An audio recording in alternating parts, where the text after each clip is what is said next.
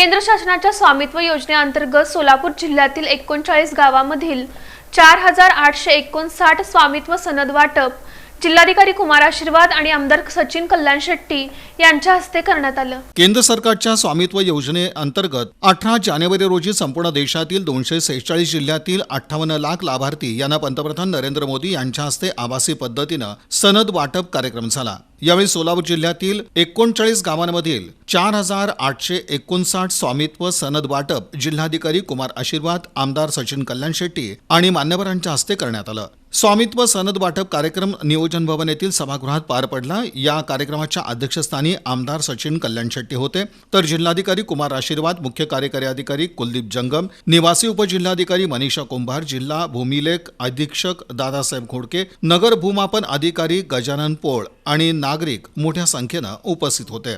यावेळी आमदार सचिन कल्याण शेट्टी यांनी स्वामित्व योजनेबाबतचे आणि ग्रामीण विकासाबाबतचं महत्त्व सर्वांना पटवून सांगितलं। या अंतर्गत ग्रामीण भागातील लोकांचं जीवनमान उंचावण्याचा हा एक प्रयत्न आहे। त्यानुसार केंद्र शासन, भूमी अभिलेख विभाग आणि ग्रामविकास यंत्रणेमार्फत लोकांना स्वातंत्र्यपूर्व काळापासून अद्यापर्यंत न झालेलं त्यांच्या घराचे अभिलेख तयार करून त्यांच्या मालकी हक्काचा पुरावा म्हणून प्रत्येक गावठाणामधील घराचा नकाशा आणि सनद अत्याधुनिक ड्रोन सर्व्हेद्वारे तयार केलेत। या तयार झालेल्या अभिलेखामुळे गावामधील लोकांना देखील गृहकर्ज मिळण्यास मदत होणार आहे। या मिळणाऱ्या कर्जामुळे लघु उद्योगधंदे यांना चालना मिळणार असल्याचं त्यांनी सांगितलं।